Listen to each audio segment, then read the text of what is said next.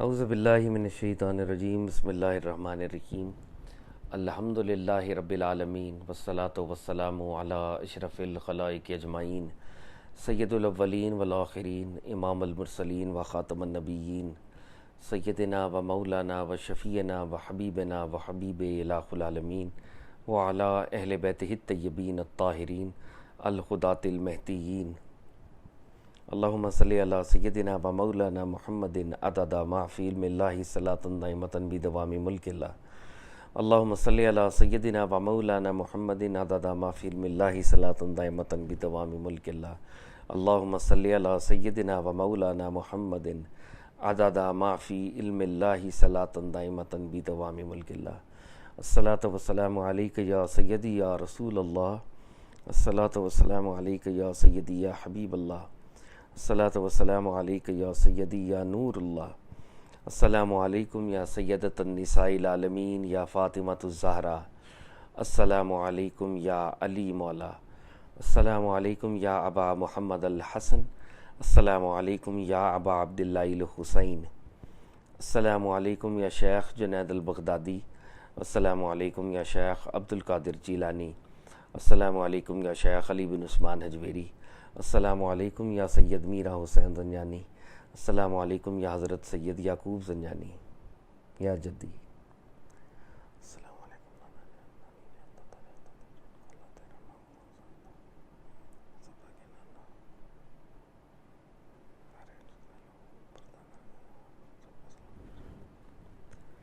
برِ صغیر میں اولیاء اللہ کے امام ہم سب گئے گزرے ادنا لوگوں کے رہبر ٹیچر شیخ علی بن عثمان حجویری رضی اللہ تعالیٰ عنہ و رحمۃ اللہ تعالیٰ علیہ کشف المحجوب کے آغاز میں فرماتے ہیں، میں نے کتاب لکھنے کا ارادہ کیا تو بارگاہ رب تعالیٰ میں استخارہ کیا۔ فرماتے ہیں استخارے کا مطلب ہے اللہ تعالیٰ سے خیر طلب کرنا۔ ہم بارگاہ رب العزت میں پروفٹ صلی اللہ علیہ وآلہ وسلم کا واسطہ پیش کرتے ہیں، تمام نبیوں کا واسطہ پیش کرتے ہیں، تمام اولیاء کرام کا واسطہ پیش کرتے ہیں، بالخصوص حضور داتا صاحب کا واسطہ پیش کرتے ہیں۔ اللہ تعالیٰ سے خیر طلب کرتے ہیں کہ ہمارا یہاں پر بیٹھنا سننا سنانا نفع بخش ہو، آمین یا رب العالمین۔ داتا صاحب فرماتے ہیں سننے والے کا مقام بولنے والے سے بڑھ کر ہے، کیونکہ جو سنتا ہے وہ خالصتاً اللہ اور اس کے نبی صلی اللہ علیہ وآلہ وسلم کی رضا کے لیے سنتا ہے، اور جو بولتا ہے وہ بعض اوقات رب تعالیٰ کی رضا کے لیے بولتا ہے اور بعض اوقات وہ اپنے نفس کی رضا کے لیے بولتا ہے۔ ہم اللہ تعالیٰ سے دعا کرتے ہیں، مالک میرا بولنا ہم سب کا سننا آپ کی رضا کے لیے ہو جائے، نفس کی رضا کے لیے نہ ہو، آمین یا رب العالمین۔ کشف المحجوب یعنی انویلنگ دا ویل، یہ جو ٹیکسٹ ہے پرشین میں داتا صاحب نے لکھا تھا۔ اس کی پہلی اردو ٹرانسلیشن 1894 میں مولوی فیروز دین صاحب نے کی تھی۔ ہم اللہ تعالیٰ سے دعا کرتے ہیں مولوی صاحب کی روح پر، ان کی قبر پر اپنا کرم خصوصی فرما، کیونکہ یہ مولانا ہی کی رینڈیشن ہے جس کی مدد سے داتا صاحب کا پیغام ہم تک پہنچ رہا ہے، آمین یا رب العالمین۔ اللہ تعالیٰ کا جتنا بھی شکر ادا کریں اتنا کم ہے، اللہ ہی کا فضل ہے۔ ہفتے کے 4 دن اللہ کے فضل اور کرم سے سرکار دو عالم صلی اللہ علیہ وآلہ وسلم کے صدقے ہمیں اللہ تعالیٰ یہ توفیق بخشتے ہیں کہ ہم اللہ کے ایک دوست، اللہ کے ایک ولی شیخ علی بن عثمان حجویری رحمۃ اللہ علیہ کی یہ کتاب پڑھتے ہیں۔ یہ کتاب پڑھنا ہمارے لیے اعزاز کی بات ہے، ہم اس قابل نہیں ہیں کہ اس کتاب کا حق ادا کر سکیں۔ اس وقت ہم کتاب کے تیسرے حصے کا مطالعہ کر رہے ہیں، اور یہ وہ حصہ ہے جہاں پر داتا صاحب 12 صوفی گروہوں کا تعارف کرواتے ہیں، جن میں سے 2 گروہ مردود ہیں، رد شدہ ہیں، اور 10 جو گروہ ہیں وہ حق تعالیٰ کی بارگاہ میں مقبول ہیں، ایکسیپٹڈ ہیں۔ داتا صاحب ان 10 گروہوں کا نہ صرف تعارف کرواتے ہیں بلکہ ہر گروہ ایک صوفی بزرگ سے منسلک ہے اس صوفی بزرگ کے بارے میں بھی بتاتے ہیں، اور ہر گروہ کسی ایک تصور دین کے اوپر، تصور تصوف کے اوپر، کسی صوفی کانسیپٹ کے اوپر ایمفسائز کر رہے ہیں، تو داتا صاحب اس صوفی کانسیپٹ کو بھی ہمارے سامنے رکھتے ہیں. اس سے ریلیٹڈ جتنی ڈبیٹس اور کانورزیشنز نکلتی ہیں، ان ڈبیٹس اور کانورزیشنز کو ہمارے سامنے رکھتے ہیں اور ڈبیٹس کو ریزالو بھی کرتے ہیں تاکہ بگنر تک میننگ پہنچ سکے. کل جو کانورزیشن ابھی شروع ہوئی تھی، جو اوورال ہم پڑھ رہے ہیں، وہ فرقہ سہیلیہ ہے. سہل بن عبداللہ تستری رحمۃ اللہ علیہ سے منسلک ہے. سہل بن عبداللہ تستری رحمۃ اللہ علیہ مجاہدے پر بڑی زیادہ توجہ دیتے تھے اور ایمفسائز کرتے تھے. حضرت سہل بن عبداللہ تستری نے جب مجاہدے کے اوپر ایمفسائز کیا تو داتا صاحب نے ایک پورا اوورال ایک سٹرکچر ان کے اسکول آف تھاٹ کا دیا. اور سب سے پہلے انہوں نے ہمیں یہ بتایا کہ ہمیں انڈرسٹینڈ کرنا چاہیے کہ مجاہدہ کس کا کرنا ہے. تو بتایا مجاہدہ تو نفس کا کرنا ہے. پھر انہوں نے ہمیں نفس کے سیلین فیچرز بتائے کہ نفس ہوتا کیا ہے، اور پھر انہوں نے ہمیں یہ بتایا نفس کسی انسان کے اندر ہوتا ہے. تو انہوں نے ہمیں سمجھایا کہ انسانیت کا کیا مطلب ہے. جب وہ یہ دونوں چیزیں بتا چکے کہ نفس ایک سٹل باڈی ہے جو انسان کے اندر ہوتی ہے، اور انسان کا انسان ہونا در حقیقت مٹی، جس مٹی سے وہ بنا ہے، مٹی کی ایک لیونگ مینیفیسٹیشن انسان ہوتا ہے. تو انسان تب تک انسان ہوگا جب مٹی کی کسی فارم میں وہ ایگزسٹ کرتا رہتا ہے اور مینیفیسٹ کرتا ہے سبمیشن کو، کیونکہ مٹی سبمٹ کرتی ہے خدا کی طرف. تو انسان کا بھی کام ہے کہ وہ سبمٹ کرتا رہے. جب یہ کانورزیشن ہو گئی، پھر دادا صاحب نے ہمیں صوفیاء نے جو بہت سی گفتگو کی ہے، صوفیاء نے نفس کے بارے میں جو گفتگو کی ہے، وہ کچھ انہوں نے ایک سروے کیا سینگز کا، وہ ہمیں بتائے. اس کے فوری بعد دادا صاحب نے مجاہدہ اور مشاہدہ، یہ جو دو ٹرمز ہیں جن کو صوفیاء استعمال کرتے ہیں، ان کے اوپر ذرا ڈیٹیلڈ کانورزیشن کی. اور صوفیوں میں ایک ڈیبیٹ چل رہی تھی. کچھ صوفی جن میں حضرت سہل بن عبداللہ تستری شامل تھے، جو یہ فرما رہے تھے کہ مجاہدہ از اے نیسسری کنڈیشن آف مشاہدہ. دوسرے اولیاء اللہ کہہ رہے تھے کہ نہیں، مجاہدہ ایک سبب تو ہو سکتا ہے، مشاہدے کا نیسسری کنڈیشن نہیں ہو سکتی. تو دادا صاحب نے کہا کہ دیکھیں یہ ڈیبیٹ ارریلیونٹ ہے تھوڑی سی، کیونکہ مجاہدہ اور مشاہدہ دونوں کمپلیمنٹنگ ریالٹیز ہیں اور یہ سائملٹینیسلی ہو رہی ہوتی ہیں. مجاہدہ بھی اسی شخص کو ملتا ہے جس کو اللہ کے مشاہدے کی فائر ملی ہو. جب فائر ملتی ہے تو وہ مجاہدہ کرنے مسلح پر آ جاتا ہے. یعنی جو مجاہدہ کرتا ہے اس کو پہلے مشاہدہ ملتا ہے، اور جس کو مشاہدہ ملتا ہے وہ بعد میں مجاہدہ کرنا شروع کر دیتا ہے. تو یہ دونوں چیزیں جو ہیں انٹر ریلیٹڈ ہیں، اور اصل میں گاڈ کی مرسی ہے، اللہ کا فضل ہے جو مجاہدے اور مشاہدے دونوں کے پیچھے ہے. اور جو لوگ مجاہدے کو نگیٹ کرتے ہیں وہ پر سے مجاہدے کو نگیٹ نہیں کر رہے، بلکہ مجاہدے سے پیدا ہونے والی ذات کی ایروگنس کی نفی ہے کہ میں نے یہ بڑا عمل کر دیا تو ہم نے اس کو نگیٹ کرنا ہے کہ میں نے عبادت کر دی، میں نے یہ کر دیا. تو دوسرے اولیاء اللہ جو مجاہدے کو تھوڑا سا نگیٹ کر رہے تھے، وہ پر سے مجاہدے کو نگیٹ نہیں کر رہے تھے، مجاہدے سے پیدا ہونے والی ایروگنس کو نگیٹ کر رہے تھے. جب دادا صاحب نے یہ ساری کانورزیشن، پھر دادا صاحب نے بتایا کہ بہت سے صوفیاء ایسے تھے جن کو ان کا نفس ویسے تو ریالٹی میں سٹل ہوتا ہے، سٹل باڈی، لیکن انہوں نے اس کی فزیکل مینیفیسٹیشن دیکھی اور اس کو انہوں نے مارنے کی بھی کوشش کی.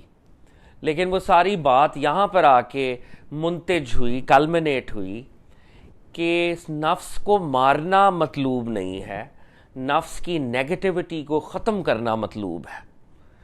نفس اور روح اور جسم، یہ تینوں چیزیں جب تک رہیں گی تو اس دنیا میں آپ کی زندگی رہے گی. اگر آپ نے ان کے تعلق کو توڑ دیا تو پھر اس دنیا میں آپ کی موت واقع ہو جائے گی. اور آف کورس سیوسائڈ تو اسلام میں ویسی حرام ہے. تو نفس کو مارنا نہیں ہے، نفس کی تربیت کرنی ہے تاکہ نفس ہمارا نفس مطمئنہ ہوتے ہوئے، نفس لوامہ ہوتے ہوئے نفس مطمئنہ بن جائے. کل جو پھر کانورزیشن شروع ہوئی، وہ کانورزیشن دادا صاحب نے کہا کہ اچھا اب جو اتنی زیادہ ڈیٹیل کانورزیشن ہو گئی ہے، تو ون شوڈ انڈرسٹینڈ کہ نفس کی پراپرٹی کیا ہے. تو آپ نے فرمایا کہ نفس کی پراپرٹی ہے ہوا، جسے ہوائے نفس کہتے ہیں. ہوا خواہش کی ایک آپ سمجھ لیں کہ سپرلیٹو ڈگری ہے. جب آپ کسی چیز کی خواہش انٹینسلی کرنا شروع کر دیتے ہیں تو وہ ہوا ہوتی ہے. اصل میں ایک خواہش وہ ہوتی ہے جو عام ہوتی ہے، جو اتنی انٹینس نہیں ہوتی، لیکن نفس سے پیدا ہونے والی جو خواہش ہے وہ اتنی انٹینس ہوتی ہے، اتنی اسٹرانگ ہوتی ہے کہ وہ آپ کو آپ کی زندگی کا جو آبجیکٹیو ہے بھلا دیتی ہے. آبجیکٹیو ہے خدا کے ساتھ کنیکٹ کرنا، اور وہ بھلا دیتی ہے. اور دادا صاحب بھی شاید اس کا تذکرہ کریں، لیکن احادیث میں اور مسلم لٹریچر میں ہوا کے بارے میں جب بات ہوتی ہے تو کہا جاتا ہے ہوا ایک ایسی خواہش ہے، ہوا ایک ایسی ڈیزائر ہے کہ جو ڈیزائر جب مینیفیسٹ ہوتی ہے تو انسان کے اندر وہ ایروگنس پیدا کرتی ہے. یعنی یہ ایسی خواہش ہے، اگر اس خواہش کو ہم ریئلائز کریں، سپوز میرے اندر یہ خواہش پیدا ہو جائے کہ میں نے برانڈڈ کپڑے پہننے ہیں، تو جب میں برانڈڈ کپڑے پہن لوں تو میرے اندر ایک ایروگنس پیدا ہوتی ہے جس کی مدد سے I start looking down upon people. تو وہ ہے ہوائے نفس بنیادی طور پہ. تو دادا صاحب بتا رہے تھے کہ نفس کی دو طرح کی خواہشات ہوتی ہیں، ایک لذت و شہوت کی خواہش، دوسری خلقت میں مرتبے اور ریاست کی خواہش. تو مرتبے اور ریاست یعنی پاور کی خواہش، فیم کی خواہش گیدرنگ میں، کمیونٹی میں، یہ ورس ہے فزیکل خواہش کے مقابلے میں جو آپ کے اندر پیدا ہوتی ہے.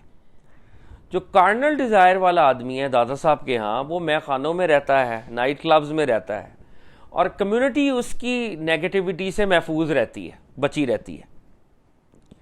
لیکن جو پاور والا آدمی ہے وہ نفس کا اتنا بڑا وکٹم ہے، نفس کی خواہش کا اتنا بڑا وکٹم ہے کہ وہ اپنی پاور نیڈز کو ریئلائز کرنے کے لیے وہ مسجدوں کو بھی استعمال میں لے کے آتا ہے، خانقاہوں کو بھی استعمال میں لے کے آتا ہے. بظاہر وہ عبادت کر رہا ہوتا ہے لیکن چل وہ اپنے نفس کے راستے پہ رہا ہوتا ہے. اور دادا صاحب نے کل یہ بات کہی، اور یہ بات داتا صاحب کے ورڈز میں ریپیٹ کر رہا ہوں. دادا صاحب فرماتے ہیں جو شخص نفس کا بنا ہو، who's made up of his desires، وہ مسجد میں بھی ہو تو وہ رب سے دور ہوتا ہے. He is not associated with Lord Almighty. He is in fact quite far from Almighty Allah. The ties have been cut. There are no ties with Almighty Allah. بظاہر وہ مسجد میں ہے. اور ایک وہ شخص جس کے دل میں نفس نہیں ہے، وہ اگر غلطی سے کبھی بت خانے میں بھی چلا جائے گا تو وہ رب کے ساتھ ہی کنیکشن میں ہوگا. بت خانہ بھی اس کو رب کے ساتھ جو کنیکشن ہے اس کو توڑ نہیں سکے گا. تو یہ کل دادا صاحب نے ہمیں سکھایا. اور پھر دادا صاحب نے ایک اور بڑی امپورٹنٹ بات یہ بتائی کہ نفس بنیادی طور پر وہ ہماری باڈی کے اندر ایک انسٹرومنٹ ہے جو خواہشات کو جنریٹ کرتا ہے، اور شیطان جو ہے وہ ان خواہشات کو پکڑ کر ڈیکوریٹ کر کے واپس آپ کو دے دیتا ہے. تو سیٹن کا رول سیکنڈری ہے، نفس کا رول پرائمری ہے. اس لیے نفس کو بھی شیطان کہا گیا، اندرونی شیطان. اور پروفٹ صلی اللہ علیہ وسلم نے فرمایا کہ میری امت میں کوئی بھی نہیں ہے جس نے اپنے اندرونی شیطان کو مکمل طور پر کانکر کیا ہو سوائے عمر کے.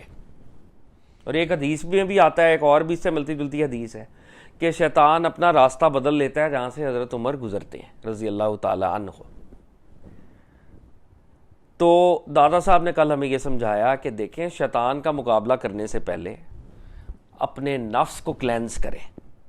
اور اللہ رب العزت نے بھی جب شیطان نے کہا تھا کہ میں تیرے بندوں کو گمراہ کروں گا، تیرے بندوں کو میں راستے سے ہٹا دوں گا، جب یہ شیطان نے کہا تھا تو اللہ رب العزت نے یہ کہا تھا کہ میرے جو اوبیڈینٹ بندے ہیں وہ تیرے دام میں نہیں آئیں گے، تیرے جال میں نہیں پھنسیں گے. تو دادا صاحب کہتے ہیں یہ اوبیڈینٹ بندے اصل میں فرما بردار بندے تھے ہی وہ جنہوں نے اپنے نفس کو کانکر کیا ہوا تھا. کیونکہ اگر آپ نے نفس کو کانکر نہیں کیا ہوا تو شیطان آپ کو گمراہ کر کے لے جائے گا، وہ گمراہ کر دے گا آپ کو. مطلب اس کی جو نفس کی نیگیٹو ایٹریبیوٹس ہیں ان کو ہم نے ہٹا دینا ہے. نفس کو ہم نے کنورٹ کر دینا ہے فرام امارہ ٹو مطمئنہ. نفس کو مارنا نہیں ہے, نفس ویسے ایگزسٹ کرتا رہے گا.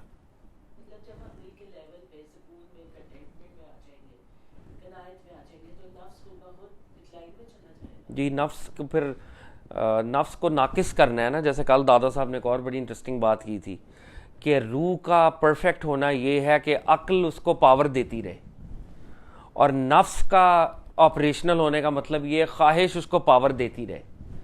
تو ہم نے نفس کو ناقص کر دینا ہے کہ خواہش سے وہ پاور نہ پکڑے. یہ مشہور واقعہ ہے کہ عمر بن عبد ود غزوہ خندق میں, عمر بن عبد ود یہ کسی اور وار میں, دونوں روایتیں ملتی ہیں. بہرحال وہ کہتے ہیں کہ وہ جب مرنے اب اس کو پتا تھا کہ وہ ہی گاٹ کانکرڈ, اب وہ حضرت علی نے اس کا سر قلم کرنا تھا, تو اس نے اس وقت جو ہے حضرت علی کے چہرے پر تھوک دیا, اور آپ نے جو ہے وہ تلوار نیام میں رکھ لی, اور اب دور جا کے واک کرنی شروع کر دیا آپ نے. اور کوئی 15 منٹ 20 منٹ 30 منٹ ایک time, considerable duration of time آپ واک کرتے رہے. اس ڈیوریشن کے بعد آپ واپس آئے. مرحب تھا یا خیبر یا خندق کے دونوں میں سے ایک واقعہ ہے. تو آپ نے اس کی جو ہے وہ گردن پھر سر قلم کیا. تو جب وہ مشہور واقعہ ہے, تو جب ان سے پوچھا گیا کہ آپ نے ایسا کیوں کیا, تو انہوں نے کہا کہ جب اس نے میرے چہرے پر تھوکا تو مجھے غصہ آیا, اور مجھے لگا کہ اب مجھے اس کو جواب دینا چاہیے غصے میں, لیکن پھر مجھے یاد آیا کہ علی تو صرف رب تعالیٰ کے لیے لڑتا ہے, اس کے حکم کے تحت لڑتا ہے, اپنے نفس کے لیے نہیں لڑتا. یعنی ایک بندے کے اندر ایک غصہ تو آتا ہے نا, وہ کہ میری آئیڈینٹی کو, ہاں وہ بریچ ہو گئی ہے. تو نفس کو مطلب قابو میں رکھنا, ٹیم کرنا, کانکر کرنا, یا اس کی نیگیٹیوٹی کو روک دینا. اب جیسے سرکار مدینہ صلی اللہ علیہ وسلم کا ہی واقعہ ہے. اب وہ طائف کے اندر جیسے آپ نے بھی شیئر کیا, تو طائف میں ظاہری بات ہے وہ مقام غصہ ہی تھا, مقام جلال ہی تھا, جب ان کو اتنا مارا گیا پروفٹ صلی اللہ علیہ وسلم کو. اگر ہم وہ اس واقعے کو ویژولائز کریں تو وہ ایک کربلا سے کم واقعہ نہیں ہے. جس طریقے سے پروفٹ کو بہت ٹارچر کیا گیا, شدید ٹارچر کیا گیا, اور حضرت جبریل جب وہ فرشتہ لے کے آئے ہیں ماؤنٹنس کا, اور اس نے کہا آپ حکم دیں گے, جو آپ کہیں گے یہ کرے گا. اس نے کہا یا رسول اللہ آپ جیسے کہیں گے میں ویسے کروں گا. تو آپ نے ان کے لیے معافی کی دعا آپ نے مانگی. آپ نے کہا کہ میں اللہ سے دعا کرتا ہوں, ہو سکتا ہے ان کی نسلوں میں کوئی ایسا ہو جو میرے اس پیغام کو پالے. تو اس وقت بھی جو کہ غصے کا مقام تھا, مطلب اسلام میں عنائف اور عنایت تو ہے نا, جو جتنا آپ کو تنگ کرے اتنا بدلہ لے سکتے ہیں آپ, لیکن جو ہائر لیول گاڈ کانشسنس ہے اس میں پھر وہ بدلہ نہیں ہے. امام حسین نے حضرت حور کو گلے سے لگا لیا. اگر حضرت حور امام حسین کو نہ روکتے تو کربلا کا واقعہ ہاریزونٹل کے پر بات کر رہا ہوں شاید نہ ہوتا اس وقت اس طرح سے. حضرت حری نے تو روکا تھا, حضرت حری کی وجہ سے تو پانی کا سارا ان کا وہ جو تھا سٹوریج کنزیوم ہو گئی تھی, تو آپ نے ان کو سینے سے لگا لیا.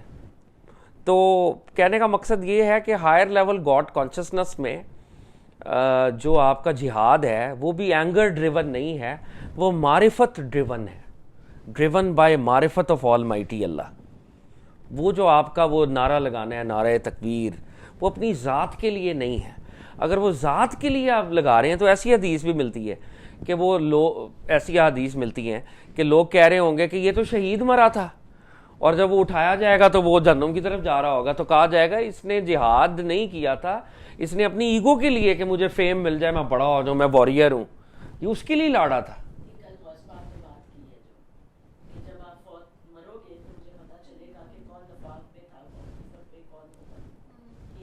مطلب وہ پلیٹو کہتا ہے نا, there are 3 kinds of people.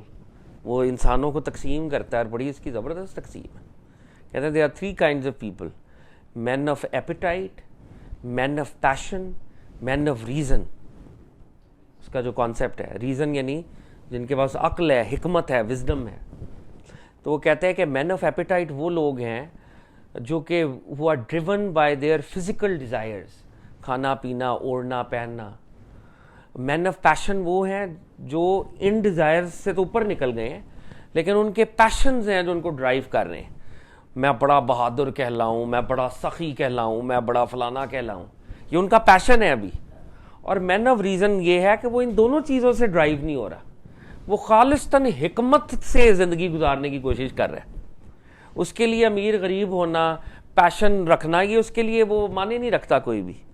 تو جو اس کی فلسفی ہے پلیٹونک پولیٹیکل فلسفی, پلیٹونک پولیٹیکل فلسفی میں وہ کہتا ہے کہ اگر آپ نے کسی کو بادشاہ بنانا ہے تو وہ مین آف ریزن میں سے بنائیں, فلاسفر کنگ, جو نہ ایپیٹائٹ سے ڈرائیو اس کو ملتی ہو نہ پیشن سے ڈرائیو اس کو ملتی ہو. کیونکہ اگر آپ مین آف ایپیٹائٹ کو والے کو کنگ بنا دیں گے تو وہ حکومت کے سارے وسائل اپنے کھانے پینے اپنے برانڈ میں اڑا دے گا. مین آف پیشن کو آپ دے دیں گے, کنگ بنا دیں گے, تو وہ کہے گا جی میں بہادر ہوں, میرا تاریخ کی بکس میں نام آ جائے, جنگ کرتے ہیں. تو فلاسفر کنگ وہ ہوتا ہے ایک ایکویلیبریم میں جو اپنی ذات سے اوپر اٹھ چکا ہوتا ہے. Philosopher king, man of reason, یہ اس کی. تو پلیٹو کو بہت سے جو ہمارے مسلم فلاسفرز ہیں ان کو بہت ہائیلی ریٹ کرتے ہیں, ان کو صاحب عرفان سمجھتے ہیں. کچھ لوگوں کا یہ بھی خیال ہے کہ ہو سکتا ہے کہ اپنے دور کے بہت بڑے عرفاء ہوں, پلیٹو, ایرسٹوٹل, یہ جو گریکس ہیں, بڑی بڑی وزڈم کی باتیں کرتے ہیں. تو یہاں سے ہم شروع کرتے ہیں. اچھا, کل داس صاحب نے جو آخری بات کہی تھی وہ یہ تھی کہ اگر تم اللہ تعالیٰ سے ملاقات چاہتے ہو تو نفس کو چھوڑ دو. اور پھر انہوں نے ساتھ یہ ڈسکلیمر دیا تھا یہ بڑا مشکل کام ہے, جیسے ناخنوں سے پہاڑ کھودا نہیں جا سکتا اسی طرح نفس کو ترک کرنا is a big struggle, is a big battle. یہ کل داس صاحب نے کہا تھا. تو داس صاحب فرماتے ہیں, حکایت میں ہے کہ حضرت ذوالنون مصری رحمۃ اللہ علیہ نے فرمایا, میں نے ایک شخص کو دیکھا کہ وہ ہوا میں اڑ رہا تھا. میں نے پوچھا یہ درجہ تو نے کس طرح پایا؟ اس نے جواب دیا کہ میں نے خواہش نفس کی پیروی نہ کی, اس لیے ہوا پر سوار اڑا پھر رہا ہوں. تو حضرت ذوالنون مصری رحمۃ اللہ علیہ نے ایک فلائنگ سینٹ کو دیکھا اور اس سینٹ نے یہ کہا کہ جب سے میں نے نفس کو ترک کیا ہے, I am so light that I can even fly. Rabia Basri نے کہا تھا نا, اڑتی تو مکھی بھی ہے, تیرتی تو مچھلی بھی ہے, اور رب کی محبت کریں. یہ کام تو یہ مخلوق بھی کرتی ہے, اس میں سبقت لے کے جانے کی کوشش کریں. رابعہ بصری اور حسن بصری کی یہ حکایت ہے نا. تو داسا فرماتے ہیں حضرت محمد بن الفضل بلخی رحمۃ اللہ علیہ سے روایت ہے کہ وہ فرماتے ہیں, مجھے اس شخص پر تعجب ہے جو اپنی خواہش نفس سے اللہ کے گھر جاتا ہے, اس کی زیارت کرتا ہے, تو کیوں ہوائے نفس کی مخالفت نہیں کرتا کہ حق تک پہنچ جائے اور اس کا دیدار حاصل کر لے. حضرت بلخی فرما رہے ہیں کہ میں تو حیران ہوں جی, اس شخص سے میں بالکل حیران ہوں جو اللہ کے گھر جاتا ہے. کیوں جاتا ہے اللہ کے گھر؟ اللہ کے گھر جاتا ہے اپنے نفس کی خواہش کو ریئلائز کرنے میں. تو بلخی رحمۃ اللہ علیہ کہہ رہے ہیں اس سے کیا بہتر نہیں ہے کہ بندہ نفس کی مخالفت کرے, رب تک پہنچ جائے اور رب کا دیدار حاصل کر لے. اب ایک تو یہ ہے کہ آپ مکہ جا رہے ہیں, مکہ المکرمہ جا رہے ہیں, مکہ المکرمہ بھی نفس کے لیے جا رہے ہیں اور ادھر خانہ کعبہ دیکھ کر اینٹیں پتھر دے کے واپس آ رہے ہیں. اور ایک یہ ہے کہ آپ نفس کی مخالفت کر رہے ہیں, تو آپ کو رب تعالیٰ مل جائیں گے, رب کا دیدار مل جائے گا. کرنا کیا چاہیے ہمیں کمپیریزن اگر کریں؟ اور جب حج کا چیپٹر آئے گا نا یہ اس کتاب کے اندر, تو حج کی ریالٹی دادا صاحب بتا دیں گے آپ کو. تو دادا صاحب نے اس میں فرمایا تھا کہ حج ہم کیوں کر رہے ہیں, کیونکہ حضرت ابراہیم علیہ السلام کا وہ فزیکل سٹیشن تھا, ایک حضرت ابراہیم کا مسٹیکل سٹیشن بھی تھا. تو فزیکل سٹیشن کے تو بڑے امیدوار ہیں, مسٹیکل سٹیشن کا ہے کوئی امیدوار جہاں پر جناب ابراہیم تھے؟ ان کا کیوں نہیں فالو کرتے مسٹیکلی؟ جو خدا پر توکل اتنا تھا, ان کا ریلائنس تھی. تو ظاہری گھر کے تو پیروی ہو رہی ہے, زمزم بھی پیا جا رہا ہے, وہ جو باطنی زمزم جناب ابراہیم نے جس کی تعلیم دی, محبت خدا, خلت خدا, اس میں کون جانا چاہتا ہے کوئی؟ تو وہ خیر بات اپنے اسی چیپٹر میں ہوگی. یہاں پر بھی بلخی رحمۃ اللہ علیہ ملتی جلتی بات کر رہے ہیں. اچھا, اب داس صاحب کہہ رہے ہیں لیکن یہ اچھی طرح یاد رہے کہ نفس کی سب سے زیادہ ظاہر صفت شہوت ہے. داتا صاحب نے پیچھے ہمیں یہ بتایا کہ نفس سے دو طرح کی پراپرٹیز ایمنیٹ ہو رہی ہیں، ایک شہوت اور دوسری پاور ایکوائر کرنے کی خواہش. پاور ایکوائر کرنے کی خواہش ریلیٹیولی ہڈن ہے کہ آپ مسجدوں میں جا رہے ہیں، آپ مکہ میں جا رہے ہیں، لیکن اندر آپ کے نفس ہے. داتا صاحب کے ہاں یہ ورس ہے. لیکن اب داتا صاحب یہ بات کر رہے ہیں کہ بہرحال نفس کی ظاہری جو ایک پراپرٹی ہے جو ہر کوئی دیکھ سکتا ہے وہ کارنلی ہے، وہ شہوت ہی ہے جو سب کو نظر آتی ہے. پاور ایکوائر کرنے والی پراپرٹی نظر نہیں نہ آتی، وہ اندر ہوتی ہے میرے، اور میں مسجدوں میں لمبے لمبے سجدے کر کے تاکہ لوگ مجھے مفتی اعظم پاکستان اور شیخ طریقت آفتاب. تو دادا صاحب کہہ رہے ہیں کہ نفس کی سب سے زیادہ ظاہر صفت which is apparent is شہوت. شہوت is a physical carnal desire. ٹھیک ہے، اور یہ شہوت فزیکل ڈیزائر کی ایڈکشن کو کہتے ہیں. اصل میں جب آپ ایڈکٹ ہو جائیں کسی کے، وہ ہے اصل میں. ایک تو وہ بھی ہے نا جو کہ شریعت کے پیمانوں کے اندر جو اللہ رسول کے پیمانے ہیں، شریعت اس کے تھرو آپ ریئلائز کر رہے ہیں بہت سی اپنی باڈیلی نیڈز، اور ایک ہے کہ آپ ایڈکٹ بن گئے ہیں اور شریعت کو آپ نے توڑ دیا ہوا ہے. تو دادا صاحب فرماتے ہیں اچھی طرح یاد رہے کہ نفس کی سب سے زیادہ ظاہر صفت شہوت ہے.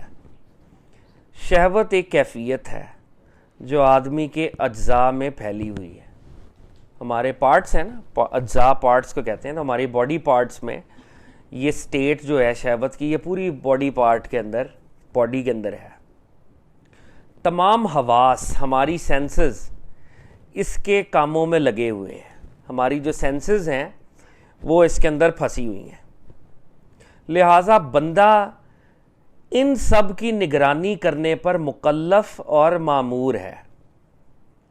تو کہہ رہے ہیں اسی لیے بندے کا کام یہ ہے کہ وہ اپنی سینسز کی نگرانی کرتا رہے، چوکیداری کرتا رہے ساری سینسز کی، کیونکہ ہر سینس کے اندر ایک شہوت کا کمپوننٹ موجود ہے.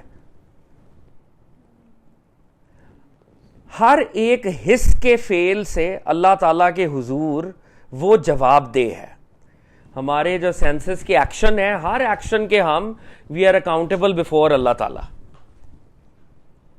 چنانچہ آنکھ کی شہوت دیکھنا ہے، کان کی شہوت سننا ہے، ناک کی شہوت سونگھنا ہے، زبان کی شہوت بولنا ہے، تالو کی شہوت چکھنا ہے، جسم کی شہوت چھونا اور قلب و دماغ کی شہوت سوچنا ہے.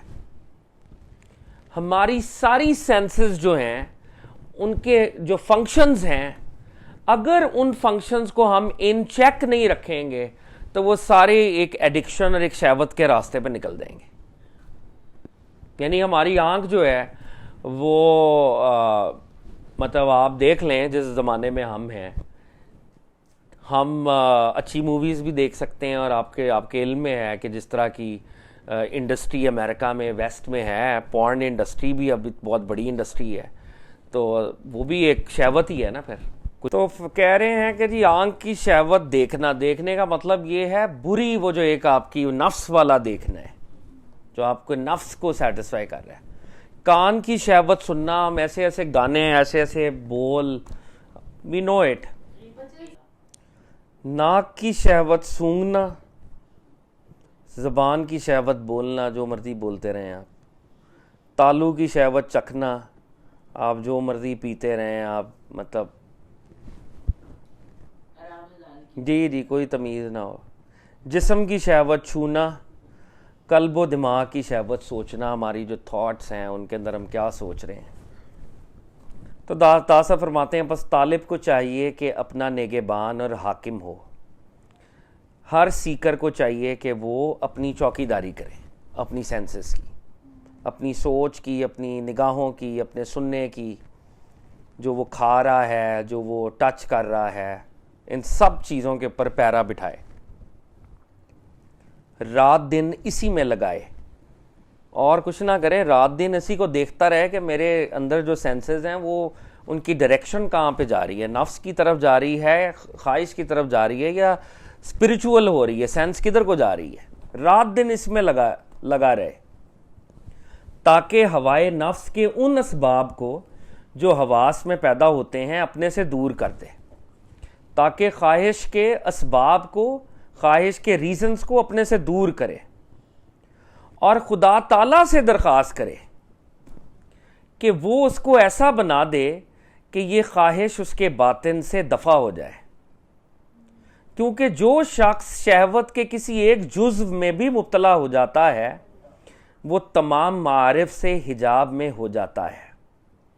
معارف کہتے ہیں میننگز، ڈیوائن مسٹریز۔ اب یہاں پر داتا صاحب نے ایک سٹل جو ہے نا ہم سے ایک آرگومنٹ شیئر کر لی ہے کہ بندے کا کام ہے 24 گھنٹے نگرانی کرتا رہے سینسز کی، لیکن ساتھ داتا صاحب ایک بات کر رہے ہیں کہ اللہ سے پناہ مانگتا رہے، اللہ کو کہتا رہے پروٹیکٹ می، کیونکہ داتا صاحب پہلے کہہ چکے ہیں کہ تمہارے مجاہدے سے نفس نے انسان کا بچہ نہیں بننا، اللہ کے فضل سے بننا ہے۔ تم تو اپنی تئیں تھوڑی بہت کوشش کر رہے ہو کہ میں اپنی ان سینسز کی چوکیداری کر رہا ہوں، لیکن جب تک رب تعالیٰ کی مدد شامل حال نہیں ہوگی تم اپنے سینسز کو شہوت سے بچا نہیں سکو گے۔ تو رب سے مانگتے رہو، کیونکہ اگر تو رب نے مدد نہ کی اور تمہارے کسی ایک سینس میں بھی شہوت ہوئی تو تم اوور آل حجاب میں چلے جاؤ گے، رب سے دور ہو جاؤ گے۔ لیکن یہاں پر وہ اپنا آرگومنٹ کے لے کے آ رہے ہیں کہ مجاہدہ نہیں بلکہ اللہ کا فضل درکار ہے، وہی آرگومنٹ دوبارہ آ گیا۔ پس اگر بندہ تکلف سے، ایفرٹ سے نفس کو اپنے سے دور کرے، ہوائے نفس کو اپنے سے دور کرے، تو اس کا رنج طویل ہو جائے گا۔ جب آپ اپنے نفس کی خواہش کو اپنی ایفرٹ سے دور کریں گے تو آپ کی پین بڑھ جائے گی، کیونکہ وہ دور ہوگا نہیں، کیونکہ اس قسم کی خواہشات کا وجود متواتر اور پے در پے ہوتا ہے، لہذا بہتر طریقہ یہی ہے کہ اسے خدا ہی کے حوالے کر دے تاکہ مراد حاصل ہو جائے۔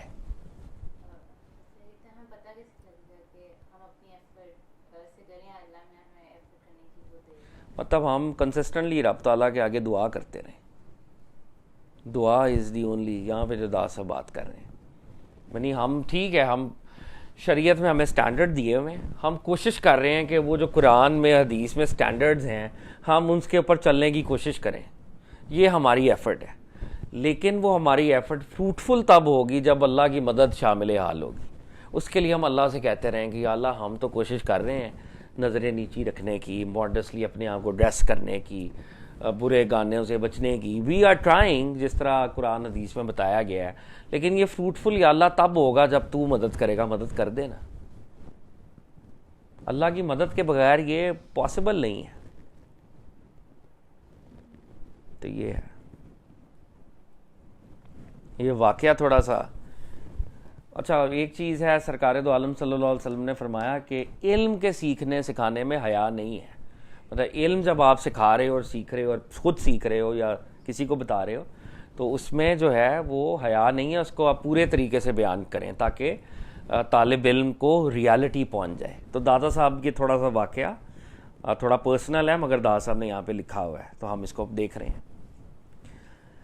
دادا صاحب کہتے ہیں، تو ابھی آرگومنٹ دادا صاحب کا کیا ہے کہ بندہ اگر اپنی ایفرٹ سے نفس کو دور کرنے کی کوشش کرے گا تو یہ نفس جو ہے، اس کی جو خواہشات ہیں نا متواتر ہیں، کنٹینیول ہیں۔ ہم ایک خواہش کو دبائیں گے کہیں اور سے خواہش نکل آئے گی، متواتر اور پے در پے، کنٹینیول اور کنسسٹنٹ۔ ہم تو اپنی طرف سے پروٹیکٹ کر رہے ہیں اپنی سینسز کو، لیکن وہ بھی حملہ کرتا رہے گا۔ تو جب تک اللہ کی مدد شامل حال نہیں ہوگی، ہمارے نفس کی یہ ہوائے نفس جو ہے یہ ہمارے قابو میں نہیں آئے گی۔ تو اللہ سے مدد مانگیں۔ اب یہ ایک واقعہ ہے، حضرت بو علی سیاہ مروزی رحمۃ اللہ علیہ سے حکایت کرتے ہیں، آپ نے فرمایا میں حمام میں گیا ہوا تھا، سنت کے مطابق اس طرح سے زیر ناف بال صاف کر رہا تھا کہ اچانک جی میں آیا، اے بو علی، اس عضو کو جو چشمہ شہوت ہے اور تجھے اتنی آفتوں میں مبتلا کر رکھتا ہے، کیوں نہ اپنے سے علیحدہ کر دے تاکہ شہوت سے باز رہے۔ میرے باطن میں ندا ہوئی، اے ابو علی تو ہمارے ملک میں تصرف کرتا ہے، حالانکہ ہماری طرف سے بدن کی ساخت زیبائش کے لیے کوئی عضو دوسرے عضو سے زیادہ موزوں اور مناسب نہیں۔ ہمیں اپنی عزت کی قسم ہے، اگر تو اس عضو کو اپنے سے جدا کر دے تو ہم اس کی جگہ تیرے ہر بال میں 100 گنا زیادہ شہوت اور خواہش پیدا کر دیں گے۔ تو اب وہ ان کا ایک پرسنل سا انہوں نے ایکسپیرینس بتایا ہوا ہے کہ انہوں نے کہا کہ میرے باڈی کے اندر جو یہ خاص قسم کا یہ باڈی پارٹ ہے، تو اگر اس کو ہی میں علیحدہ کر دوں تو شہوت سے میں بچ جاؤں بالکل ہی۔ تو اللہ کی طرف سے ان کے آواز آئی کہ یہ میں نے باڈی پیدا کی ہے، اور اس باڈی کی جو انیٹمی ہے، جو اس کی فزیکل نیچر ہے، اس میں تم انٹرفیئر کر رہے ہو۔ تم انسان ہو کر اس کو چینج نہیں کر سکتے ہو، اور اگر تم نے چینج کرنے کی کوشش کی تو میں تمہیں ایک بگر ٹرائل میں ڈال دوں گا، تمہاری پوری باڈی کے اندر ایسی شہوت انگیز خواہش ہوگی، صرف یہ آرگن نہیں ہے جس سے تمہیں لگ رہا ہے۔ تو یہاں پر دادا صاحب ایک اور ہمیں چیز سمجھا رہے ہیں کہ نفس کا مقابلہ بھی کرنا ہے، لیکن اپنے کسی باڈی پارٹ کو چینج نہیں کرنا کبھی بھی، کیونکہ یہ اللہ کیا کہہ رہے ہیں، میری ملکیت ہے، دس از مائی اونرشپ، تم میری ملکیت میں انٹرفیئر کر رہے ہو، اور میں نے جو آرگنز پیدا کیے ہیں سارے اپنی اپنی جگہ پہ ٹھیک ہے۔ تو کسی ایک آرگن کو برا مت سمجھو اور کسی ایک آرگن کو سپیریئر نہ سمجھو، میری نگاہ میں سارے ایک جیسے ہیں، یہ ہیومن آرگنز تو جی تخلیق کی ہے۔ تو اللہ کی طرف سے جو آواز آئی ان تک پہنچی خیال کے تھرو، ان کو ایک ڈانٹ پڑی کہ do not try to change your body, and if you do it تو یہ مت سوچو کہ شہوت ختم ہو جائے گی، میں تمہیں گریٹر ٹیسٹ میں ڈال دوں گا، شہوت تمہاری پوری باڈی شہوت انگیز ہو جائے گی۔ So the idea is not to change your physicality، the idea is to tame your نفس۔ فزیکل باڈی کو ہاتھ نہ لگائیں، اس کو اللہ نے جیسے آپ کو پیدا کیا ہے اس کو ویسے رہنے دیں۔ تو کہتے ہیں اسی کے متعلق کسی کا شعر ہے، تو احسان چاہتا ہے تو اپنا احسان چھوڑ دے۔ اگر تم یہ چاہتے ہو کہ اللہ تم پر احسان کرے، اللہ تم سے اچھا سلوک کرے، تو اپنا احسان چھوڑ دو، پھر اپنے پیمانے، اپنے بیرومیٹرز چھوڑ دو۔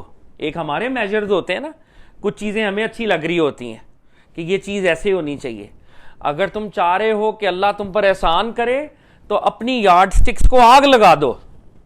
احسان وہ ہے جو وہ کرے گا، اپنی یارڈ سٹک کو چھوڑ دو، اور اللہ کی پیدا ہوئی کھجور کے بدلے اپنے ناز و بو کو چھوڑ دے۔ اگر اللہ تمہیں کھجور دے رہے ہیں اور تم کسی اور درخت کی تم چاہ رہے ہو کہ وہ والا درخت ہوتا، بیزل ٹری ہوتا، وہ زیادہ اچھا تھا، تو اللہ کی کھجور لو، بیزل کے پیچھے مت جاؤ، ناز بو کے پیچھے، ریحان کے پیچھے مت جاؤ۔ تو دادا صاحب کہہ رہے ہیں، یہ بڑی امپورٹنٹ کانورزیشن ہے، بندے کو اپنا وجود خراب کرنے میں تصرف کرنے کا کوئی حق نہیں ہے۔ آپ یہ نہیں ہے کہ میں اپنے باڈی کو اب 20 دن کھانا ہی نہیں دوں گا، یہ بھی نہیں آپ نے کرنا۔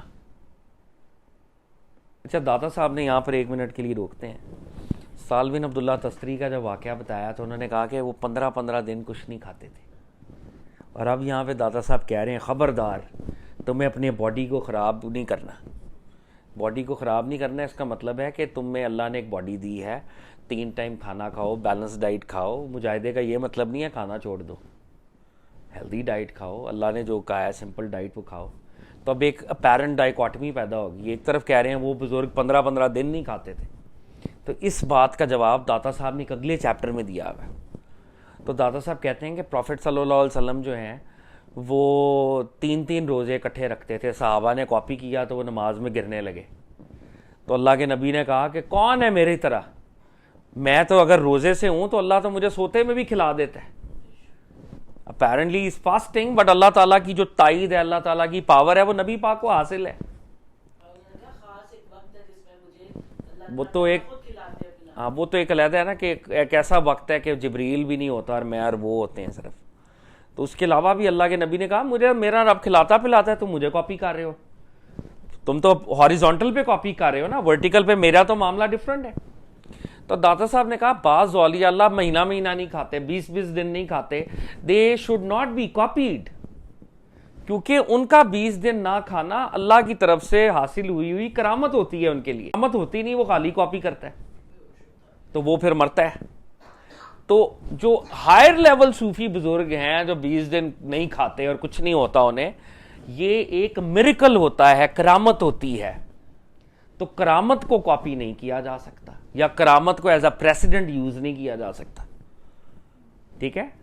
تو ابھی داتا صاحب ہمیں ایک بالکل ایک کامن، ہم سب بگنرز ہیں، تو ہمیں کیا سمجھا رہے ہیں؟ اپنا وجود خراب کرنے میں تصرف کرنے کا کوئی حق نہیں ہے، you don't have any right to change اور ٹو ہرٹ یور باڈی، اپنی مرضی سے۔ لیکن ہیونگ سیڈ دس، اپنی کسی صفت کی تبدیلی کرنے میں اپنی قوت و طاقت سے نہیں، بلکہ اللہ کی توفیق اور اس کے امر کے تسلیم کے بعد تصرف اور کسب کا حق حاصل ہے۔ تو کہہ رہے ہیں you don't have any right to change your body, but نفس ہے کیا چیز کہ you have to alter your spirituality, جو آپ کے نفس کی نیگیٹیوٹی آپ نے اس کو تو دور کرنا ہے نا۔ تو داس صاحب کہہ رہے ہیں جب اللہ کی توفیق حاصل ہوتی ہے، اللہ کی ایڈیشنل ہیلپ حاصل ہوتی ہے، ود دیٹ ہیلپ جب تم اپنے نفس کی نیگیٹیوٹی کو کانکر کرنے کی کوشش کرو گے تو وہ جائز ہے اور وہ کرنا چاہیے، ٹھیک ہے۔ تو داس صاحب کہہ رہے ہیں دراصل اصل میں ہو کیا رہا ہے، جب مرتبہ تسلیم حاصل ہو گیا، جب بندے نے رب کے سامنے سرنڈر کر دیا تو عصمت الہی حاصل ہو گئی، اور بندہ اللہ کی عصمت اور تائید سے ہی تمام آفات سے محفوظ ہو سکتا ہے، نہ کہ مجاہدہ اور ریاضت سے۔ وہ کہہ رہے ہیں کہ ہمیں اللہ کے سامنے سرنڈر کرنا ہے اور بار بار یہ کہنا ہے یا اللہ میرے اندر یہ خامی ہے، آپ ہیلپ کریں تو یہ خامی چلی جائے۔ جب یہ دعا رب تعالیٰ کی بارگاہ میں قبول ہوگی تو اللہ کی عصمت، اللہ کی پاور، اللہ کی ایڈیشنل ہیلپ وہ ہمیں بچا لے گی، اور اس کی مدد سے ہی ہم اپنے نفس کو ٹیم کر سکتے ہیں، اپنی مجاہدے اور ریاضت سے ہم ٹیم کوئی نہیں کر سکتے، یہ تو پکی بات ہے۔ تو وہ اسی لیے عربی کا ایک محاورہ لے کے آئے ہیں۔ محاورہ کیا ہے؟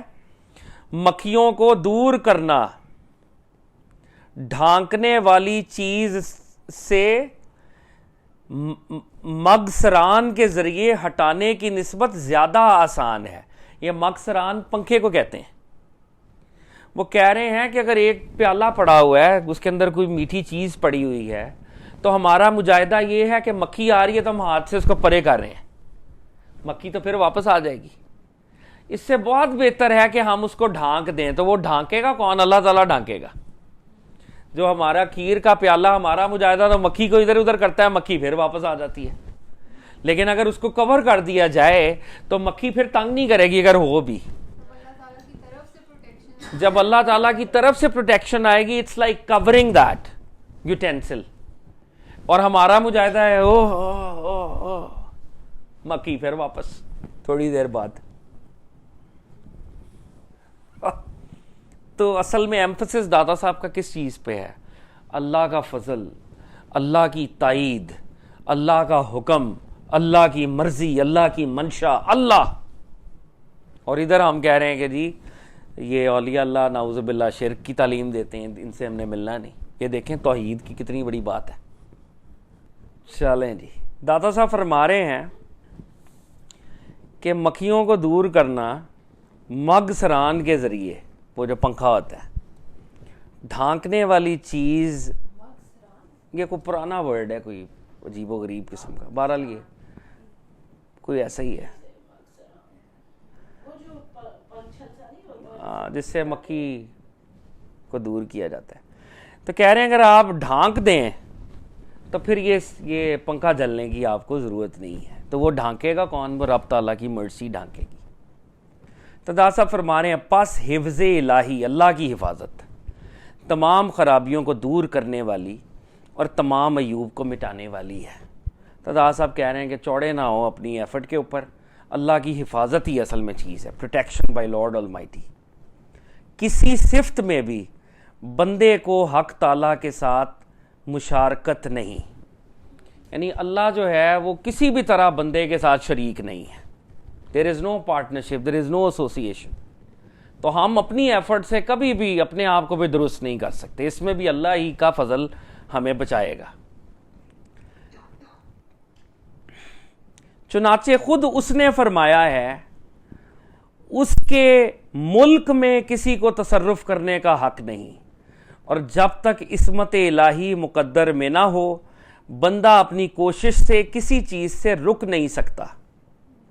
تو دادا صاحب کہہ رہے ہیں کہ اللہ تعالیٰ خود کہتے ہیں کہ میری سلطنت میں انٹرفیئر نہیں کرو, میرے ملک میں اور میری ملک میں, دونوں میں, ملک اونرشپ, ملک آپ کی جو سلطنت ہے, کنگڈم.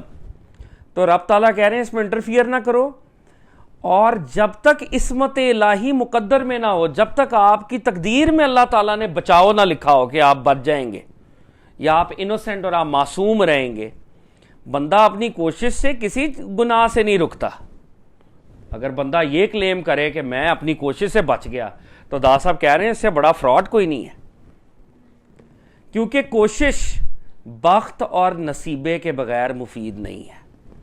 آپ کی سٹرگل اس وقت تک آپ کو فائدہ نہیں دے گی جب تک آپ کی تقدیر میں اللہ تعالیٰ نے فائدہ نہیں لکھا ہوا. یعنی کہنے کا مقصد یہ ہے جب تک اللہ کا فضل شامل حال نہیں ہے تب تک کوشش کا کوئی فائدہ نہیں ہوگا. اور جب تک اللہ کی طرف سے یہ بخت اور نصیب نہ ہو, کوشش کارآمد نہ ہوگی, تو آپ کی کوشش کوئی رزلٹ نہیں لائے گی جب تک اللہ تعالیٰ کا فضل نہیں ہوگا. اور کوشش اس لیے مفید نہیں ہو سکتی, صرف کوشش اس کے لیے مفید نہیں ہو سکتی, یعنی بندے کے لیے صرف کوشش فائدہ مند نہیں ہو سکتی. اور محض کوشش سے بندگی کی طاقت ساکت ہو جاتی ہے, کیونکہ بندے کی تمام کوششیں دو ہی طرح کی ہوتی ہیں. اب یہ ایک ذرا کمپلیکیٹڈ پوائنٹ ہے, ایک پاز ہم لے رہے ہیں. دادا صاحب نے 3 دفعہ ایک جملے کو دہرایا ہے, تمہاری کوشش رب تعالیٰ کے بغیر کوئی فائدہ نہیں دے سکتی, کوئی فائدہ نہیں, کوئی فائدہ نہیں. یہ 3 دفعہ مختلف ارینجمنٹ سے دادا صاحب نے ایک ہی بات کہی ہے. اب دادا صاحب کہہ رہے ہیں کہ بندے کی کوشش, جس میں بندے کی کوشش ہوتی ہے میں یہ کرتا ہوں, یہ در حقیقت بندگی کے اپوزٹ ایک چیز ہے. بندگی کسے کہتے ہیں؟ اللہ تعالیٰ کا بندہ بننا, اللہ تعالیٰ کے سامنے حالت سبمیشن میں جانا, یہ بندہ ہوتا ہے نا, سبمٹ کرنا بندہ. تو دادا صاحب کہہ رہے ہیں ہیومن ایفرٹ اینڈ بندگی آر 2 ڈفرنٹ تھنگس. کوشش دوسری طرف جا رہی ہے, بندگی دوسری طرف جا رہی ہے. ٹھیک ہے, human endeavour and human submission are 2 different things, جو کہ ابھی اگر عقل کے لیول سے ہم دیکھیں تو ہم کہیں گے یہ کیا بات ہے, ہم کوشش ہی تو کر رہے ہیں کہ ہم اللہ کے بندے بن جائیں. لیکن دادا صاحب کیا کہہ رہے ہیں, محض کوشش سے, صرف کوشش سے بندگی کی طاقت ساکت ہو جاتی ہے. ساکت ہونا, ایبارٹ ہونا. صرف کوشش سے ہیومن سبمیشن ابارٹ ہو جاتی ہے, ختم ہو جاتی ہے. اب کیوں ایسا کیوں ہوتا ہے بھائی؟ تو دادا صاحب کہہ رہے ہیں بندے کی تمام کوششیں 2 ہی طرح کی ہوتی ہیں. بندے کی 2 طرح کی کوششیں ہوتی ہیں. یا تو وہ کوشش کرتا ہے کہ تقدیر الہی بدل جائے. آپ کوشش کر رہے ہیں, اللہ نے تقدیر میں لکھا ہوا ہے کہ جی آپ کی فلانی جگہ پہ شادی نہیں ہونی, آپ کوشش کر رہے ہیں کہ ادھر ہی میں مروں. آپ پنجابی میں آنٹیاں یہی کہتی ہیں, پھپھیاں پرانی, ادھر مر. تو کہنے کا مقصد یہ ہے کہ اللہ نے تقدیر میں یہ جوڑا نہیں بنانا, آپ نے پوری ایفرٹ کرنی ہے کہ یہ جوڑا بنے. اگزامپل ہی دے رہا ہوں. تو آپ پھر اللہ کی جو بندگی والی سٹیٹ ہے اس میں انٹرفیئر کر رہے ہیں کہ نہیں کر رہے؟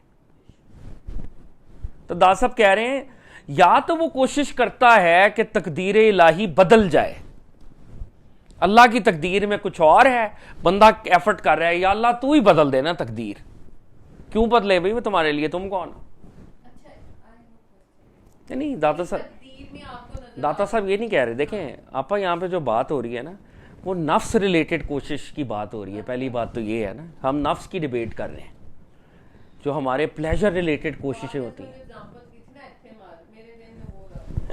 نہیں وہ تو ایسی جنرل اگزامپل دی میں مطلب, لیکن نفس ریلیٹڈ کوششوں کی بات ہو رہی ہے نا ابھی.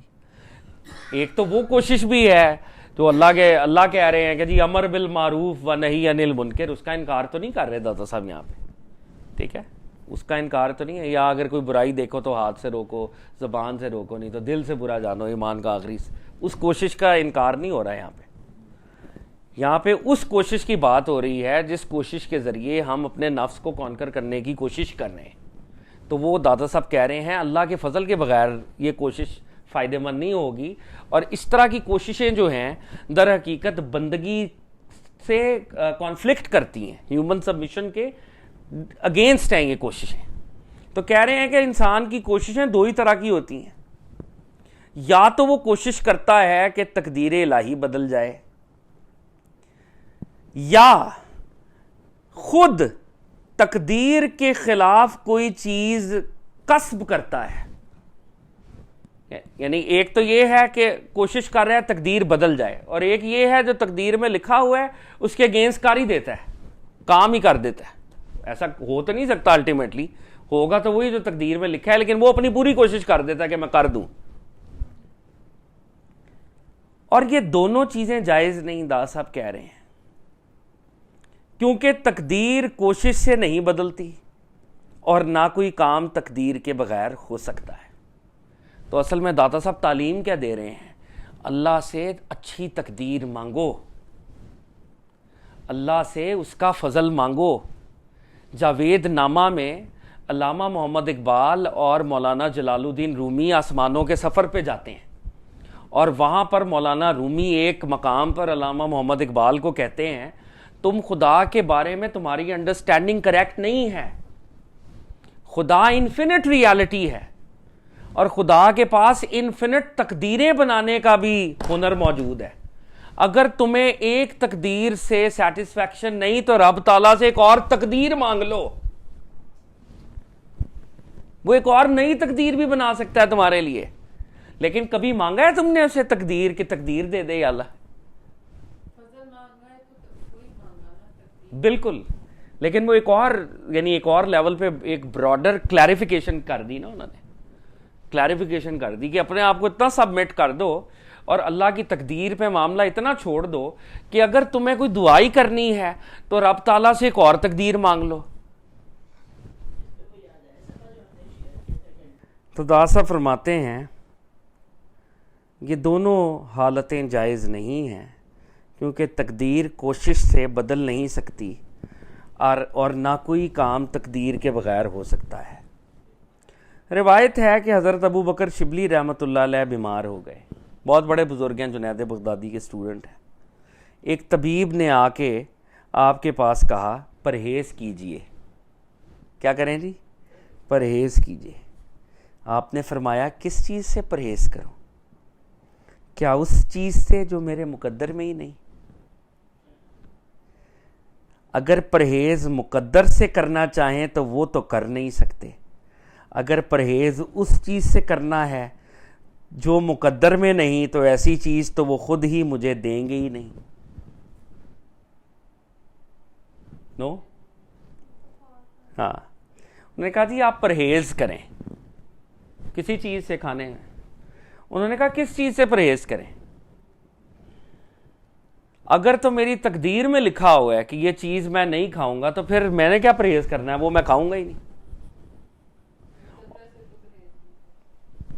اگر میری تقدیر میں لکھا ہی نہیں ہے کہ میں نے سیب کھانا ہی نہیں ہے تو آپ کے کہنے یا نہ کہنے کا کوئی فائدہ یا نقصان ہی نہیں ہے, وہ میں نے کھانا ہی نہیں ہے. اگر تقدیر میں لکھا ہوا ہے کہ یہ میں کھاؤں گا تو تقدیر سے تو پرہیز میں کر نہیں سکتا, پھر تو میں کھاؤں گا ہی اگر رب نے لکھا ہوا ہے. یہ ویسے اپنے والدین کو یہ نہ بتائیں پھر وہ ہر چیز کھائیں گے. حضرت ابو بکر شبلی نے کہا تو وہ گاڈ کانشسنس کا جو ہائیسٹ لیول ہے اس میں حضرت ابو بکر شبلی یہ فرما رہے ہیں کہ ڈاکٹر کہہ رہا ہے کہ جی پرہیز کریں، وہ کہہ رہے ہیں کس چیز سے پرہیز کروں؟ اگر وہ چیز میری تقدیر میں ہے تو تقدیر سے تو پرہیز کر نہیں سکتے، اور اگر تقدیر میں لکھا ہوا ہے کہ میں نہیں کھاؤں گا تو پھر آف کورس وہ اللہ مجھے کھانے ہی نہیں دے گا، تو میں نے پرہیز کیا کرنے؟ تو دادا صاحب فرماتے ہیں کہ انہوں نے فرمایا جو مقدر نہیں تو ایسی چیز تو خود ہی وہ مجھے نہ دیں گے، اس سے پھر پرہیز ہی کیا، پھر تو پرہیز امٹیریل۔ تو دادا صاحب کہہ رہے ہیں کیونکہ مشاہدے مجاہدے سے حاصل نہیں ہوتے۔ وہ دوبارہ پرانا آرگومنٹ جو دادا صاحب کا تھا کہ آپ کی سٹرگل سے رب تعالیٰ نہیں ملا کرتے، یعنی آپ کی سٹرگل سے تقدیر میں کوئی تبدیلی نہیں آنی۔ اور میں اس مسئلے کو انشاءاللہ پوری احتیاط سے کسی دوسری جگہ پھر بیان کروں گا۔ تو یہ سیکشن جو ہے یہاں پر ختم ہوتا ہے۔ اگر ہمارے پاس وقت ہے تو 10 منٹ کے لیے میں یہ سوچ رہا تھا کہ یہ آج ہم شروع کر دیں اور پھر ہم انشاءاللہ کمنگ ویک میں پڑھتے رہیں گے۔ تو یہ جو اگلا یہ جو سیکشن ہے یہ ہے فرقہ حکیمیہ۔ یہ سیکشن میری آپ سے ویسے ایک وہ ہے، مطلب ایک ویسے میں کہہ رہا ہوں، آگے ہوگا تو وہی جو اللہ تعالیٰ چاہیں گے، کہ یہ ساری یہ جو پورا فرقہ ہے نا یہ ہمیں ضرور پڑھنا چاہیے مل کے، کیونکہ اس میں ولایت ریلیٹڈ جتنے کانسیپٹس ہیں وہ اس سارے میں کور ہو رہے ہیں۔ اس سیکشن کو پڑھنے کے بعد کم از کم آپ کو اتنی پہچان ضرور ہو جائے گی کہ کویک کون ہے اور اصلی کون ہے۔ اس لیے یہ سیکشن بڑا امپورٹنٹ ہے۔ یہ 7th فرقہ ہے، فرقہ حکیمیہ۔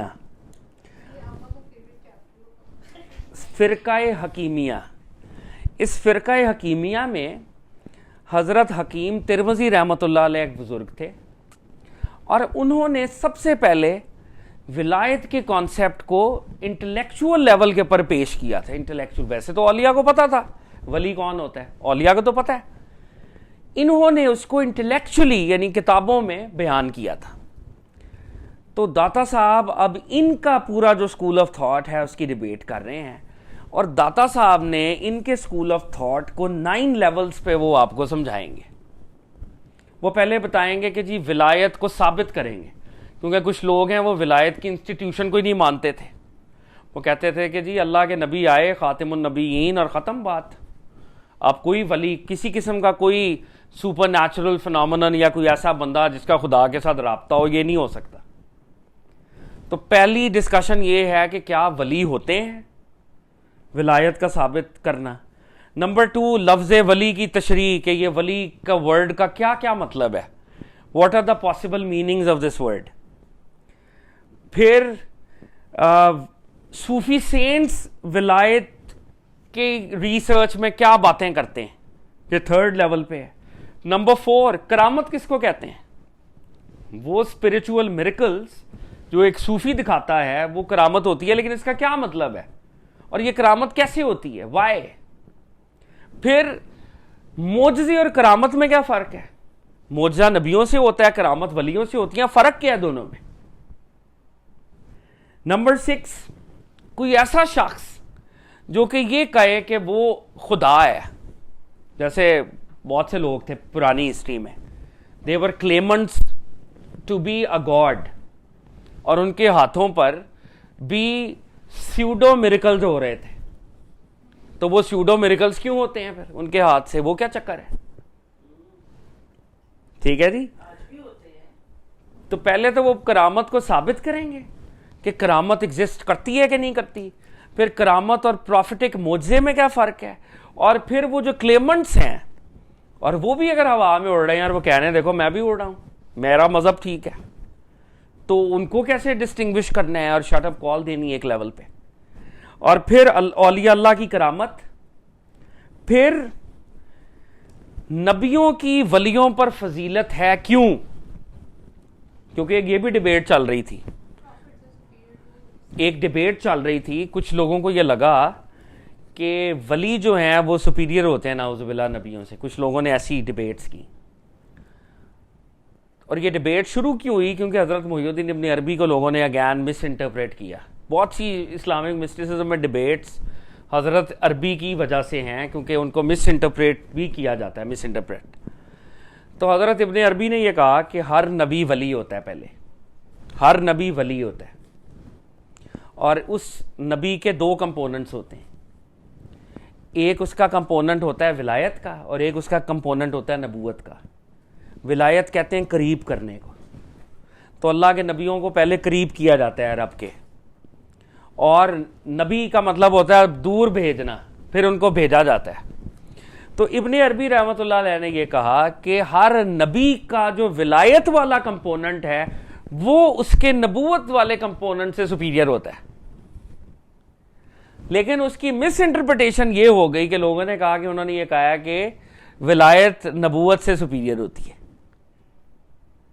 تو داتا صاحب نے یہاں پر یہ سیکشن، داتا صاحب تو خیر ابن عربی رحمۃ اللہ علیہ سے پہلے ہیں ویسے ہی، تو انہوں نے اس ڈیبیٹ کو پہلے ہی ریزالو کر دیا تھا کہ نبی جو ہیں وہ ولیوں پر ہمیشہ سپیریئر ہی ہوں گے، ہمیشہ، اس میں کوئی دو رائے نہیں، اور وہ بتائیں گے کیوں.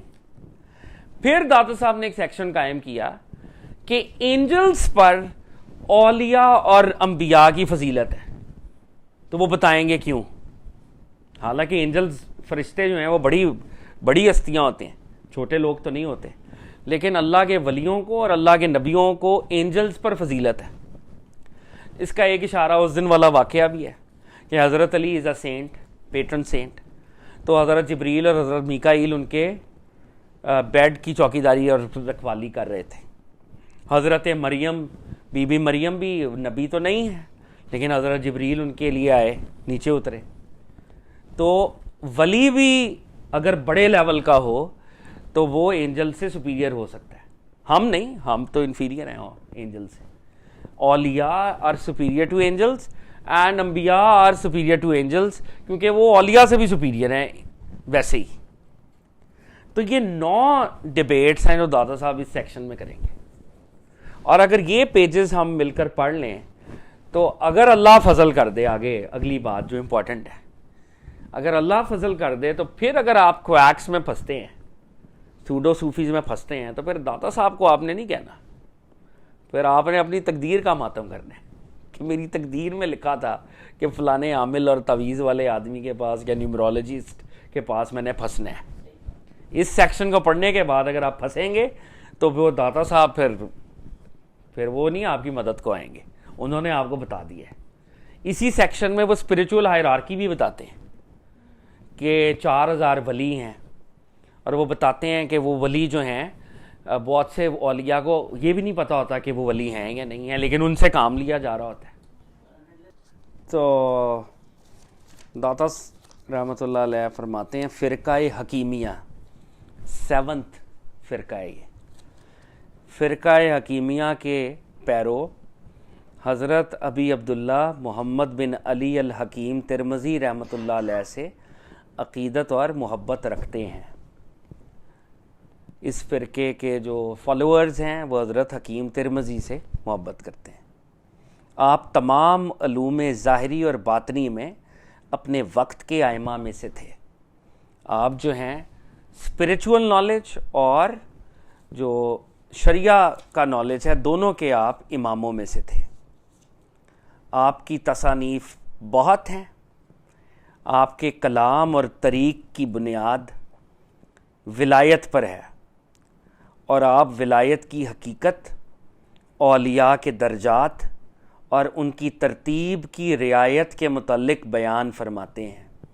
صاحب کہتے ہیں آپ کا جو ٹیکسٹ ہے اور آپ کا جو راستہ ہے وہ ولایت ہے، اور آپ ولایت کی ریالٹی، اولیاء اللہ کے درجات، ان کی ہائرارکی اور ان کی ترتیب، ان کی ارینجمنٹ پر گفتگو کرتے ہیں. اور وہ علیحدہ ایک ناپیدا کنار سمندر ہے جس میں بے شمار عجائبات ہیں. داتا صاحب کہہ رہے ہیں ان کی کانورزیشن ایک ایسا اوشن ہے جس کا ساحل اور شور کوئی نہیں ہے. ایک ناپیدا کنار، ایک ایسا سمندر جس کا کوئی کنارہ پیدا ہی نہیں ہوا ابھی تک. اتنا ان کے پاس نالج تھا. اور اس میں بے شمار عجائبات ہیں. ان کی discussion is laden with mysteries. اگر داتا صاحب یہ بات کر رہے ہیں تو پھر یہ بہت بڑی بات ہے. یہ نولیا اس ولی کے پاس پھر کوئی بہت بڑی چیز تھی. تو داتا صاحب یہ فرما رہے ہیں آپ کے مذہب کو سمجھنے کے لیے, یعنی مذہب راستے کو کہتے ہیں, آپ کے راستے یا اسکول آف تھاٹ کو سمجھنے کے لیے ابتداءً یہ جاننا چاہیے,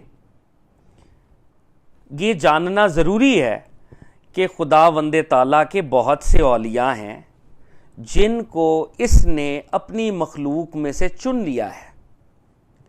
ان کے ارادے کو دنیا کے تمام تعلقات سے قطع کر لیا ہے اور نفس اور ہوا کے تقاضوں سے آزاد کر لیا ہے. داتا صاحب کہہ رہے ہیں ان کے اسکول آف تھاٹ کو سمجھنے سے پہلے one needs to appreciate the fact that Almighty Allah has chosen اولیاء. اللہ نے اپنے اولیاء قائم کیے ہیں, فرینڈز اللہ نے بنا لیے ہیں. اور ویسے تو دیکھیں نا, ایک لیول پہ یہ بڑی ابسرڈ بات ہے, وہ گاڈ ہے, اس کو فرینڈز کی ضرورت نہیں ہے. یہی ڈیبیٹ ہو رہی تھی اصل میں. جو لوگ اولیاء کا انکار کرتے تھے وہ کہتے تھے کہ خدا کو کیا ضرورت ہے کہ بندوں میں سے دوست بنائے اپنے, وہ بھی نان نبی. تو دا صاحب کہہ رہے ہیں اس اسکول آف تھاٹ کو سمجھنے سے پہلے کیا سمجھنا چاہیے, یعنی ہمارا فیتھ ہونا چاہیے کہ اللہ کے دوست ہیں جن کو اللہ نے چوز کیا ہے, چنا ہے. ان کے ارادے کو دنیا کے تمام تعلقات سے قطع کر لیا ہے. جن کو اللہ نے چنا ہے, اللہ نے ان کے اختیار کو ان سے چھین لیا ہے اور ان کی ٹائز کو دنیا سے سیور کر دیا. اللہ نے کیا ہے, انہوں نے خود مجاہدوں سے نہیں کیا. انہوں نے ارادہ کیا ہوگا, لیکن وہ اللہ کا فضل ان کو جب ملا تو اللہ رب العزت نے ان کی ول کو پکڑ لیا اور ٹائز کو سیور کر دیا,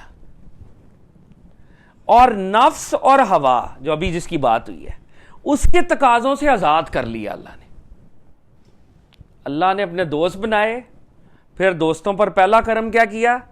پہلا تو کرم یہ کیا کہ ان کو چوز کیا اللہ نے. دوسرا کرم یہ کیا کہ ان کا جو اختیار ہے وہ ان سے لے لیا. ان کی ٹائز کو دنیا میں کرپٹ نہیں ہونے دیا, ان کی ٹائز کو سیور کر دیا.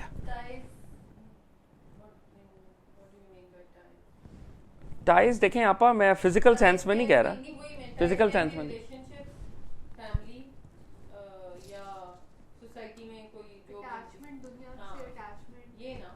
دنیا کی اٹیچمنٹ ان سے نکل گئی ہے.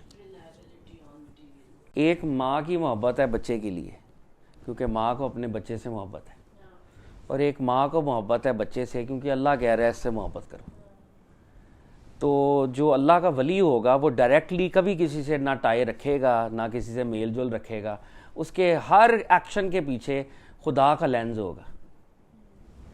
اگر وہ اپنے بچے سے اس لیے محبت کر رہا ہے کہ خدا نے کہا اپنے بچے سے محبت کرو, تو اس کی دنیا سے ٹائز سیور ہیں, اللہ کے حکم کی وجہ سے وہ محبت کر رہا ہے.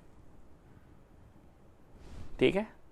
اگر بیوی اپنے شوہر کی اس لیے خدمت نہیں کر رہی کہ اس کو پسند ہے, اگر اس کو پسند ہے یہ اس کا نفس ہے. اگر وہ اس لیے محبت کر رہی ہے, اللہ نے کہا ایسے اس سے تعاون کرو. اب لینس بدل چکا ہے. اللہ از دا اینکر, اللہ کے تھرو ہو رہا ہے ہر کام. تو اولیاء اللہ سے, اب اولیاء اللہ کی شادیاں بھی تھے, ان کے بچے بھی تھے, لیکن ان کے یہ سارے معاملات جو تھے ان کا اینکر خدا تھا. خدا کی وجہ سے وہ کر رہے تھے, اپنے نفس کے پلیجر کے لیے کچھ نہیں کر رہے تھے. ان کے اپنی ول کو اللہ نے چھینا ہوا ہے ان سے, آف کورس. لیکن جو چیز ہمیں انڈرسٹینڈ کرنے کی ضرورت ہے اس میں بھی, کہ اللہ والے روبوٹس نہیں ہوتے, درد ان کو بھی ہوتی ہے جب ان کا بیٹا مرتا ہے.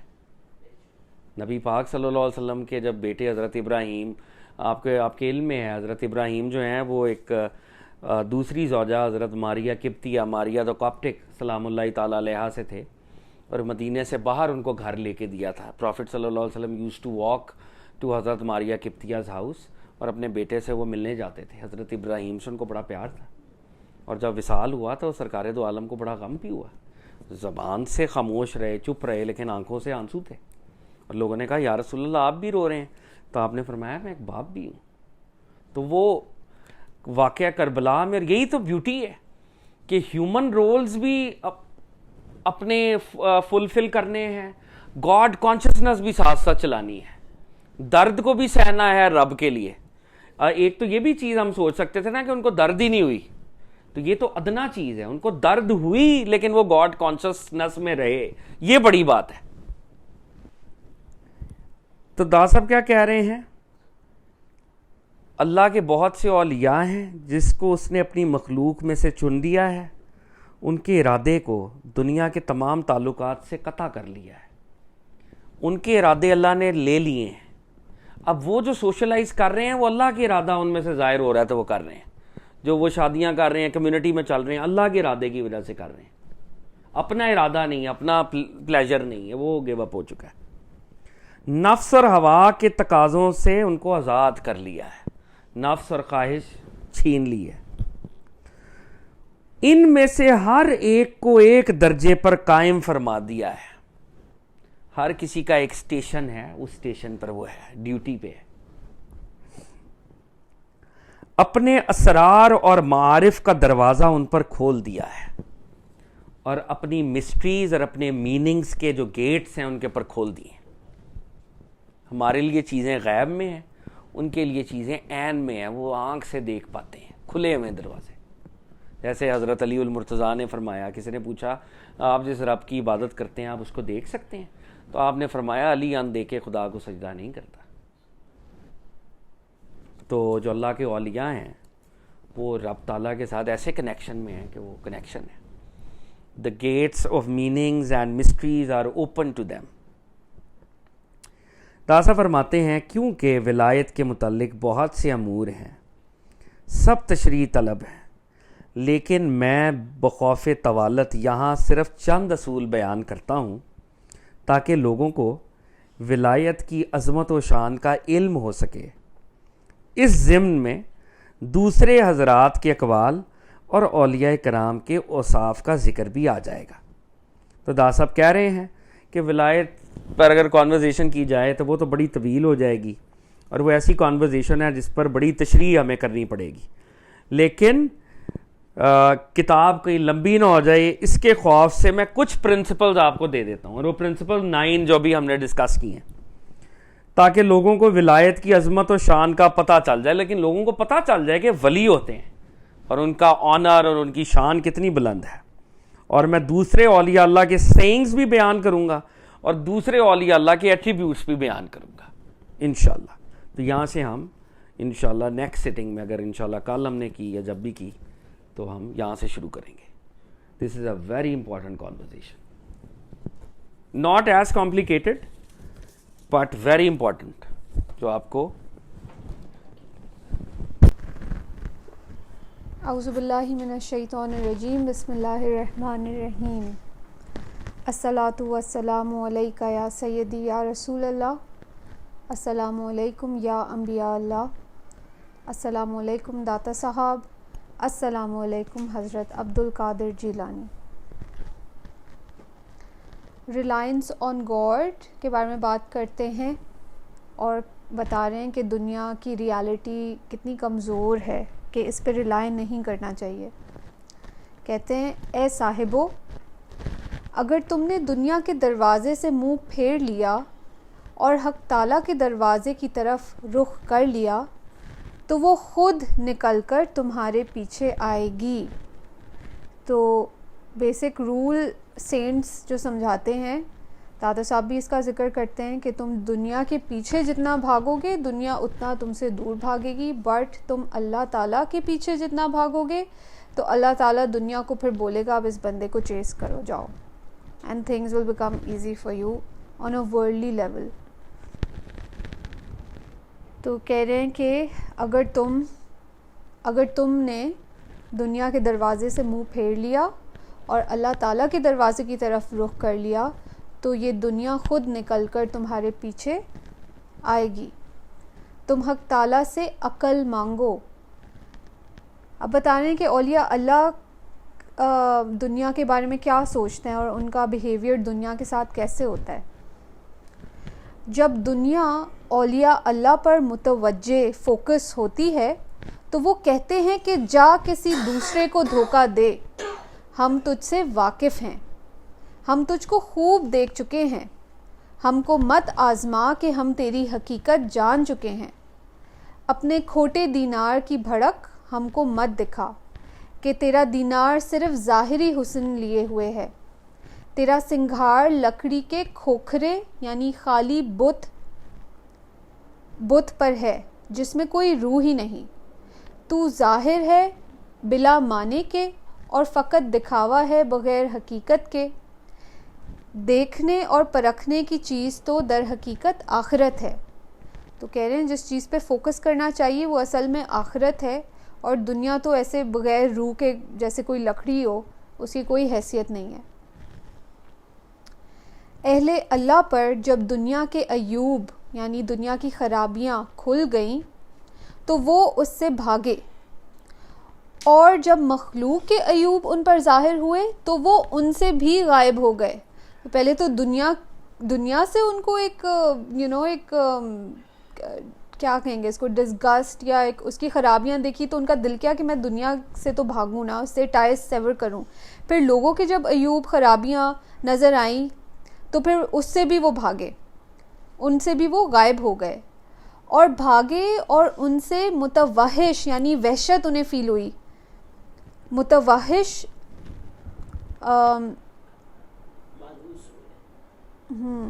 اور بھاگے اور ان سے متوحش ہو گئے، اور پھر مانوس ہوئے جنگلوں سے، ویرانوں سے، غاروں سے، جنات اور ان فرشتوں سے جو زمین میں سیاحت کرتے ہیں۔ تو مطلب یہ ایکسپلین کر رہے ہیں کہ جب انہیں دنیا کی اور لوگوں کی مخلوق کی خرابیاں نظر آئیں تو ان سے وہ انہیں وحشت ہوئی کہ میں ان کے پیچھے بھاگ رہا تھا، تو انسٹیڈ وہ دنیا سے اور لوگوں سے منہ پھیر کر وہ آئسولیشن کی طرف، وہ جنگلوں کی طرف، ویرانوں کی طرف، غاروں کی طرف وہ گئے، اور وہاں پہ انہیں جنات ملے اور فرشتے ملے جو زمین میں سیاحت کرتے ہیں، جو ٹریول کرتے ہیں زمین میں۔ کہ فرشتے اور جنات، اب فرشتوں اور جنوں کے بارے میں تھوڑی سی انفارمیشن دے رہے ہیں حضرت عبد القادر جیلانی، کہہ رہے ہیں کہ فرشتے اور جنات اپنی صورتیں بدل کر ان لوگوں کے پاس آتے ہیں، کسی وقت زاہدوں اور نیچی داڑھیوں والے راہبوں کی صورت میں، راہب کہتے ہیں مونک کو، اور یہاں پہ آئی تھنک پرہیزگار کے معنی میں ہے۔ تو فرشتے اور جن جو ہیں وہ یہ لوگ جو اللہ تعالیٰ کی سرچ میں ہیں، سیکرز ہیں، اور دنیا کو اور لوگوں کو چھوڑ کر ان سے دور بھاگیں، تو فرشتے اور جنات ان سے ملنے آتے ہیں، اور یہاں پہ یہ اچھے فرشتے اور جنات کا جو راہب ہیں پرہیزگار ہیں یہ فرشتے اور جنات بھی۔ تو کسی وقت زاہدوں اور نیچی داڑھیوں والے راہبوں کی صورت میں آتے ہیں، اور کبھی جنگلی جانوروں کی شکل میں آتے ہیں، غرض جس صورت میں بھی چاہتے ہیں وہ ظاہر ہو جاتے ہیں، کیونکہ فرشتوں اور جنات کے نزدیک مختلف شکلیں ایسی ہی ہیں جیسے تم میں سے کسی کے پاس مختلف قسم کے کپڑے لٹکے ہوئے ہوں کہ وہ جس کو بھی چاہتے ہیں پہن لیتے ہیں۔ So he's saying کہ for jinns and for angels they appear to good people in different forms، کبھی جنگلی جانوروں کی شکل میں، کبھی نیک بندوں کی شکل میں، راہبوں جیسے مونگس یا پرہیزگار لوگوں کی شکل میں، فارم میں۔ تو ان کے لیے فارم چینج کرنا کوئی مشکل بات نہیں ہے، وہ بالکل ایسے ہے جیسے تم روز اپنے کپڑے بدلتے ہو، بالکل ایسے ہے۔ آگے ایک جرنی بتا رہے ہیں کہ ایک سیکر جو بگننگ سٹیٹ میں ہوتا ہے، ایز اے بگنر وہ کیا کرتا ہے، اور پھر آگے جا کے جب وہ کامل ہوتا ہے، پرفیکٹ ہوتا ہے، اللہ تعالیٰ پہ اس کا فیتھ پرفیکشن کی طرف جاتا ہے، تو اس کے کیا معاملات ہوتے ہیں۔ کہتے ہیں مرید جو حق تعالیٰ کی ارادت، اللہ تعالیٰ کی سرچ میں سچا ہوتا ہے، اپنی ابتدائی حالت میں مخلوق کے دیکھنے اور ان سے کوئی بات بھی سننے اور دنیا کا ایک ذرہ دیکھنے سے بھی تنگ دل ہے۔ سیکر کو جو ہے وہ ریسٹلیسنس ہوتی ہے، اور اس کو اللہ تعالیٰ کے علاوہ کسی اور چیز سے اس کا دل سیٹسفائی نہیں ہوتا، وہ تنگ ہوتا ہے دنیا کی چیزوں سے، لوگوں کی باتیں سن، مطلب he feels restless in this world. وہ مخلوق میں کسی ایک چیز کو بھی نہیں دیکھ سکتا کیونکہ وہ ہر وقت اللہ کی سرچ میں ہوتا ہے۔ اس کا قلب، اس کا دل حیران اس کی عقل گم، اس کی نگاہ پتھرائی ہوئی ہوتی ہے، وہ برابر اسی حالت میں رہتا ہے یہاں تک کہ اس کے قلب کے سر پر رحمت کا ہاتھ آ ٹھہرتا ہے، بس اس کو قرار آ جاتا ہے۔ تو کہنے اس میں یہ ریسٹلیسنس اور سرچ رہتی ہے اور دنیا سے وہ بھاگتا ہے جب تک کہ اس کے دل پر، اس کے دل کے سر پر، یعنی دل میں ایک مسٹری کا ایک سینٹر ہوتا ہے جس کو سر کہتے ہیں، تو سر پر اللہ تعالیٰ جب تک اپنا فضل، اپنی رحمت وہ اس بندے کو خود قریب نہیں کرتے، تب تک اس میں یہ ریسٹلیسنس رہتی ہے۔ تو کہنے ہیں کہ جب اللہ تعالیٰ اس پہ اپنا فضل کرتے ہیں، اپنی رحمت کرتے ہیں اس کے دل پر، تو پھر اس کو قرار آ جاتا ہے، پھر ہی فیلز، اس کی ریسٹلیسنس دور ہوتی ہے۔ اس کے بعد وہ مست بنا رہتا ہے یہاں تک کہ قرب کی بو اس کی ناک میں پہنچتی ہے، تب اس کو ہوش آتا ہے، اور جب اپنی توحید اور اخلاص اور اپنے رب کی معرفت اس کے علم اور اس کی محبت میں راسخ یعنی مضبوط بن جاتی ہے، تو استقامت، اسٹیڈ فاسٹنس اور مخلوق کی گنجائش آتی ہے۔ تو کہہ رہے ہیں جب اللہ تعالیٰ کی اس پہ رحمت ہوتی ہے، اللہ تعالیٰ اس کو اپنے قریب بلاتے ہیں، تب اس میں ایک اطمینان، ایک اسٹیڈ فاسٹنس، ایک ٹھہراؤ آتا ہے، کیونکہ اس کا فیتھ تب پکا ہوتا ہے، بیکاز اللہ تعالیٰ نے اس کو اپنا لو فیل کرایا ہوتا ہے، اپنی قربت فیل کرائی ہوتی ہے، اور تب وہ اس اسٹیٹ میں آتا ہے کہ اس کو اب اگر کہیں بھی اللہ تعالیٰ بھیجے، واپس لوگوں میں بھی بھیجے، تو he does not feel that restlessness that he felt before, کیونکہ وہ اللہ کی قربت میں وہ مست ہوتا ہے۔ کہتے ہیں اللہ کی طرف سے وہ طاقت آتی ہے کہ مخلوق کے بوجھ تکلیف کے بغیر وہ اپنے اوپر لاد دیتا ہے۔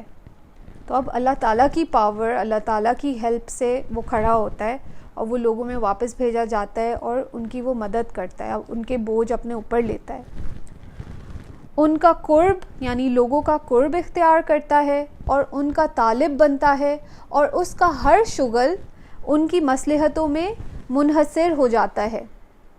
تو اب یہ بندہ سوسائٹی میں، لوگوں میں واپس بھیجا جاتا ہے، and now he is placed there by اللہ تعالیٰ to help all the creation around him، اور اس کی ساری ایفرٹ یہی ہوتی ہے کہ میں نے اللہ کی مخلوق کی مدد کرنی ہے اللہ کے راستے میں۔ اب اپنے رب سے پلک، اچھا، اور ایون دو کہہ رہے ہیں کہ وہ لوگوں میں ہوتا ہے، لیکن اپنے رب سے پلک جھپکنے کے برابر بھی وہ غافل نہیں ہوتا، وہ اس کی اتنی کنیکشن سالڈ ہوتی ہے اللہ تعالیٰ سے، is like a live wire connected to God, کہ وہ اس کو کہیں بھی دنیا میں بھیج دیں، اللہ تعالیٰ کسی بھی کمیونٹی میں بھیج دیں، he is connected to God and simultaneously helping people around him. جو شخص اپنے زہد میں مبتدی یعنی بگنر ہے، کہ بتکلف یعنی تکلیف کے ساتھ زاہد بنتا ہے، بگننگ میں آپ تکلیف کے ساتھ آپ پرہیزگار بنتے ہو، وہ تو مخلوق سے بھاگا کرتا ہے۔ بگنر ہمیشہ اس کو کہا جائے گا کہ برے لوگوں کی کمپنی کو اختیار نہیں کرو، چھوڑو، لوگوں سے دور رہو، دنیا سے دور رہو، تو یہ تو بگنر کی سٹیٹ ہوتی ہے۔ اور اپنے زہد میں کامل بن جانے والا شیخ مخلوق کی پرواہ بھی نہیں کرتا، لیکن جب آپ کا فیتھ کامل ہو جاتا ہے، پرفیکٹ ہو جاتا ہے، تو اسی سوسائٹی میں آپ کو واپس بھیجا جاتا ہے تاکہ گنہگاروں کی بھی آپ ہیلپ کریں، ان کو صحیح راستے پہ لے کے آئیں، اور مخلوق کی بھی آپ مدد کریں۔ نہ ان سے وہ بھاگتا ہے بلکہ ان کا طالب بنتا ہے، کیونکہ وہ حق تعالیٰ کو پہچان گیا ہے، اور جو حق تعالیٰ کو پہچان گیا ہے وہ نہ کسی چیز سے بھاگے گا اور نہ خدا کے سوا کسی شے سے ڈرے گا۔ مبتدی یعنی بگنر تو فاسقوں اور نافرمانوں سے بھاگا کرتا ہے، اور منتہا ان کو طلب کرتا ہے۔ دو کمپلیٹلی ڈفرینٹ سٹیٹس ہیں، ایک بگنر کی اور ایک پرفیکٹ سیکر کی، جس کو اللہ تعالیٰ کا قرب مل چکا ہوا ہے۔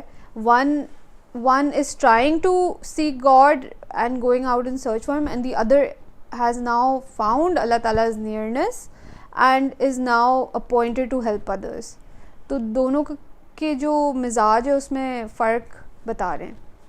تو مبتدی تو بھاگے گا نافرمانوں سے، بری کمپنی سے، لیکن جو پرفیکٹ ہے اس کو بھیجا جائے گا بری کمپنی میں کہ اب جاؤ ان کی اصلاح کرو۔ منتہا ان کو طلب کرتا ہے, اور طلب کیوں نہ کرے کہ ان کی ساری دوا اسی کے پاس ہے.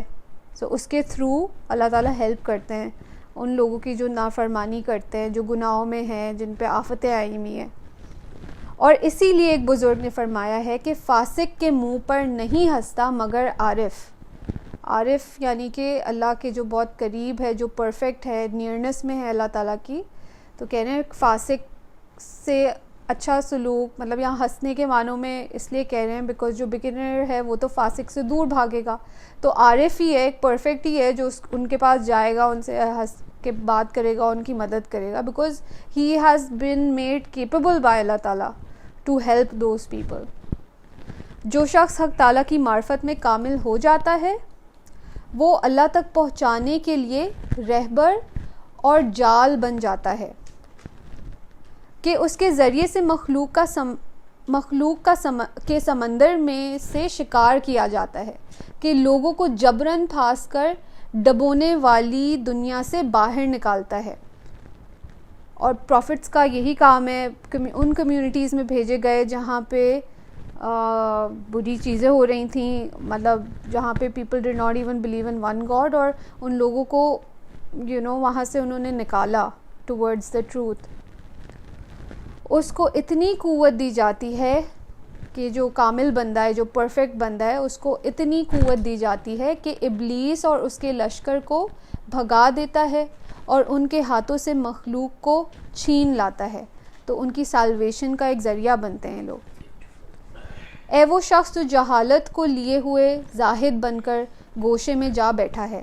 یہ سوڈو صوفیز کے بارے میں بات کر رہے ہیں, ان کو بول رہے ہیں کہ تم لوگ سدھر جاؤ. Don't pretend to be something that you are not. اے وہ شخص جو جہالت کو لیے ہوئے زاہد بن کر گوشے میں جا بیٹھا ہے, آگے بڑھ اور سن کہ میں کیا کہتا ہوں.